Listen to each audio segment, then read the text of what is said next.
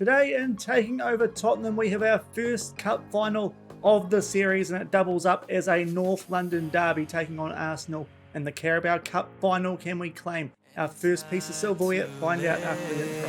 No, we lost our purpose, chasing all that surplus. You were all that I need. I feel that we can break free. We can still go back there to a place with no cares. We can turn this ship around. We can turn this ship around all the way back home. Chasing all that. Hello everyone and welcome back to Taking Over Tottenham here on Shaun Does FM. I hope you are doing well. If you are looking forward to this 9th episode, as I said, the EFL Cup Final, then do remember to go down below, leave a thumbs up on the video. And if you haven't done so already and enjoyed the series here on the channel, also make sure to hit that subscribe button and turn that notification bell on as well. We're going to try and get into this game as soon as we can today. It's the biggest one of the series to date, an early chance for us to try and win something with this Tottenham side. But before we get into it, we've got highlights from the games that we have played since the end of yesterday's episode, which was the January transfer window roundup. If you missed that, I'll leave a link to it above my head in the top right corner. But now time for highlights. First off, we had a game for the rotation team to start off February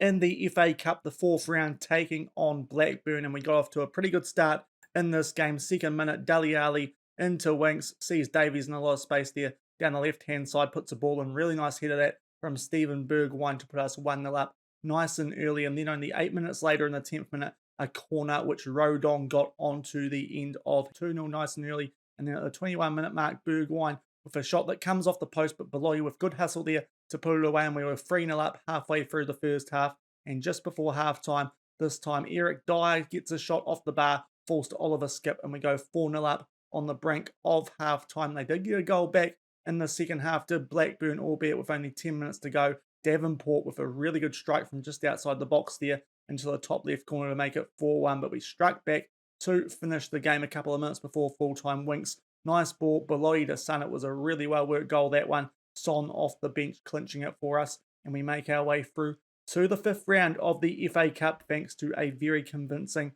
5-1 win over Blackburn. And off the back of that was a rematch from yesterday's episode, this time at home for us against Southampton. They got off to a really poor start in this game. 11th minute, Thiago Thomas getting a straight red card. And from there, we just dominated this game. It took us a little while to get the first goal, though, right around the half-hour mark. Renan Lodi with a nice twist there. And then Indom Ballet just rockets one into the bottom right corner to put us 1-0 up at halftime. And then about 10 minutes into the second half, it was Jesus Corona making his way down the right, Son with the header, and we seal a fairly comfortable 2-0 win, a game that we potentially could have won by more with the extra man advantage. You look at the stats, Southampton offered absolutely nothing at all, some pretty poor discipline from them, and luckily we made the most of that to get 3 more points in the Premier League. And off the back of that, another home game in the Premier League for us, this time against the Newcastle team who beat us earlier in the season and have quite a few of our former players that we have sold to them during the save. And one of our former players did open the scoring here. Not the name you'd expect, especially from a volley,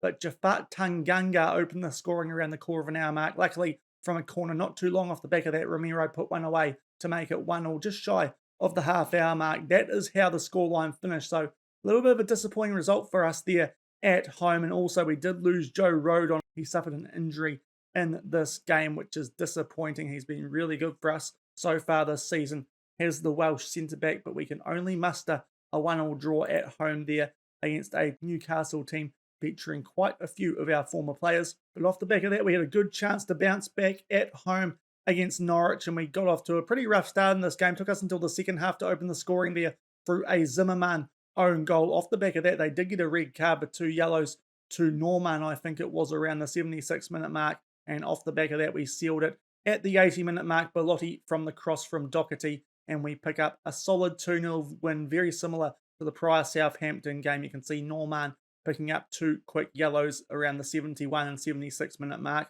A game that we slightly dominated, and we pick up another 3 points, as you'd expect us to, against a team like Norwich. And in our last game prior to the EFL Cup Final coming up today, we took on Brighton away in the Premier League. Took us until the quarter of an hour mark to open the scoring in this game. Obviously, with the EFL Cup Final in mind, put out quite a few rotated players, but Son still started this game and opened the scoring after a quarter of an hour, but 10 minutes into the second half from a corner, it was Webster who tied things up for Brighton, but very shortly off the back of that, we secured a winning goal. Dali Ali up for Belotti. Good sprint from him to get past the defenders. Puts that away nicely into the bottom left corner, and we escape from the Amex with a 2-1 win. You look at the stats, and Brighton got somewhat FM there. Probably a little bit harsh there, truth be told. It was a somewhat even game, but they definitely dominated things stats-wise, but we still come away with 3 points. So what that means for the Premier League going into this EFL Cup final is we have a game in hand on all the teams around us and are 7 points clear of Arsenal, so have now put ourselves in a really good position to make fourth in the Premier League our own for the rest of the season. Could potentially try and catch up with the likes of Man City, but in a very good position to try and secure ourselves some Champions League football for next season. In terms of the FA Cup, obviously we went through to the next round of that competition after beating Blackburn. We've got a tough game off the back of this one against Manchester United in the 5th round. That's a bit of a tough one, as the board do expect us to go one step further. That could be a bit tough, especially coming straight off the back of this cup final. The board wants to do better in the FA Cup than the EFL Cup, but I think we're going to prioritise winning a trophy here, put our best possible team out for this game. And we have also had the draw for our second knockout round clash in the Conference League, stepping back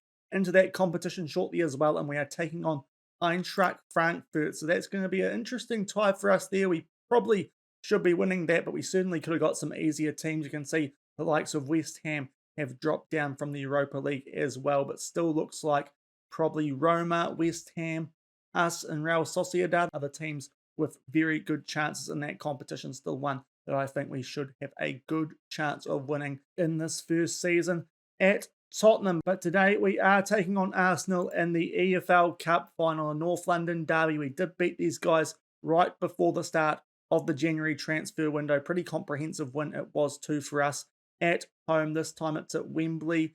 Should be in our favour because, of course, Tottenham Hotspur did spend a good year or so playing their home games at Wembley. Arsenal just below us on the table as well. So everything points to a favourable result for us here. Hopefully we can keep that up. Unfortunately, we are suffering one injury going into this game, as we saw in the Newcastle game. Joe Rodon fractured his ribs. He is going to be missing from this game and for the next little while as well. So that is a bit of a bummer because he has been our best centre-back so far this season. But it does mean that Christian Romero will have to step up now as our first choice centre-back, and it's down to a fight between Dyer and Sanchez for that second centre-back starting spot. But otherwise, we're at full strength for this EFL Cup final.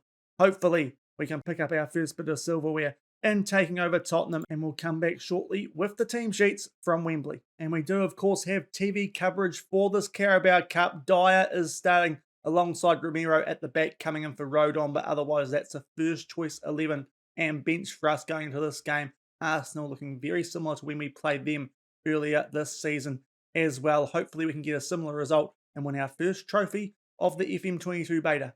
21 minutes gone here, and it looks like we can have an early free kick. Arsenal, stats-wise, have started things off better, but Lo Celso here with a chance, trying to put it top right corner. What a strike from Giovanni Lo Celso, and after 21 minutes in the EFL Cup Final, it's Tottenham 1, Arsenal 0, and you love to see it. That is a wonderful free kick from Lo Celso. Interesting to see they've got Leno in goal for this game. That is actually a change from when we took them on earlier this year, but he can't do anything about that. And it's 1-0 Tottenham after 26 minutes. 31 minutes gone, and we have a throw here, albeit deep inside our own half. And Jesus Corona gets on the end of that, picks out Kane, heads it back to Corona, and he starts to make his way forward. Nice ball there for Lo Celso. He has a shot at Leno and forces a decent save out of him here, but so far, highlights-wise, it's been in our favour, despite the stats not really suggesting that that is the case. We have a corner here, Romero with the header just over the bar, and it does remain 1-0.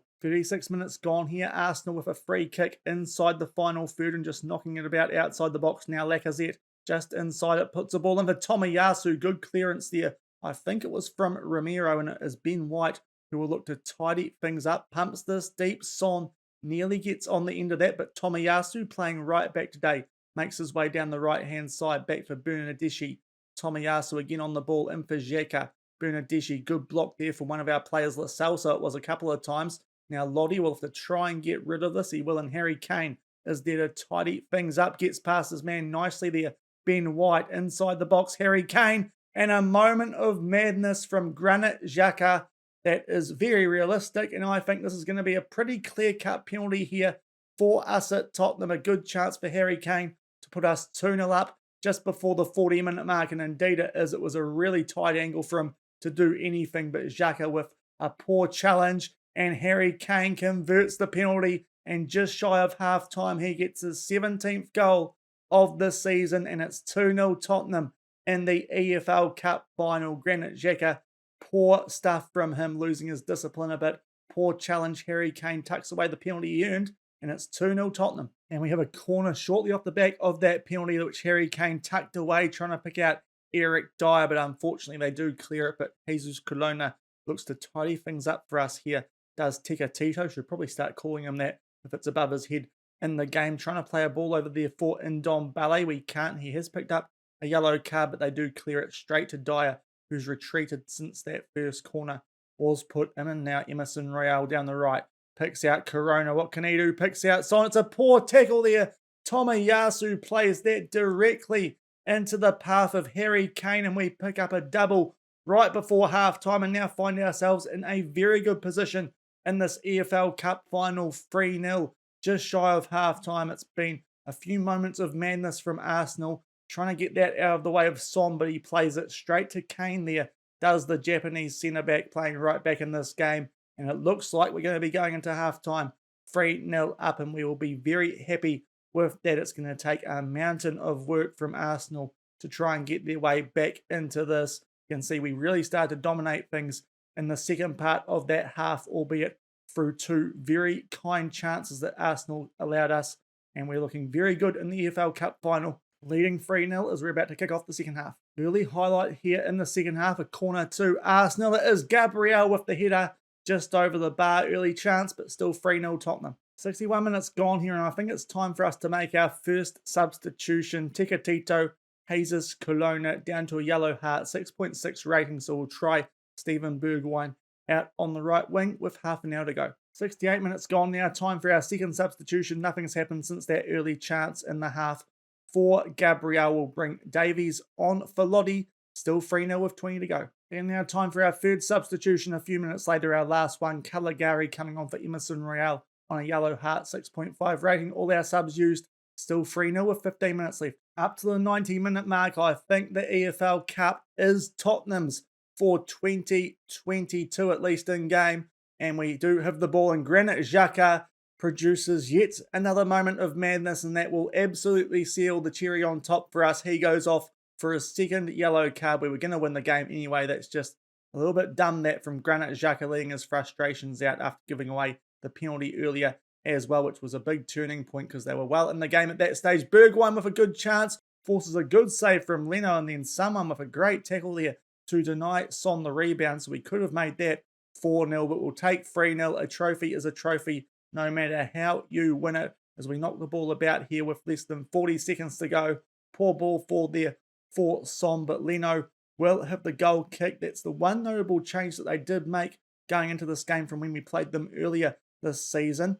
And to be fair to him, he hasn't had much of a chance with any of the chances that we've scored from, but interesting that they did take Ramsdale out for this game, as Bergwijn produces a good slide tackle right on the 93-minute mark. It is a throw to Arsenal. Kieran Tierney to take it, gets up to Tavares. They play with it down the left, put a ball in there. We hit it clear out towards Son, and that is going to do it. And we win our first trophy here on Taking Over Tottenham, albeit not one that the board consider as overly important. We'd like to win a trophy a bit more important than this one, I think it's fair to say, but a trophy's a trophy. We've achieved one of our goals in taking over Tottenham. We do win Tottenham their first trophy since 2008, and it is the Carabao EFL Cup, a convincing 3-0 win over Arsenal in the final. Very nice way to do it, being our North London derby rivals. The celebrations trophy-wise looking very similar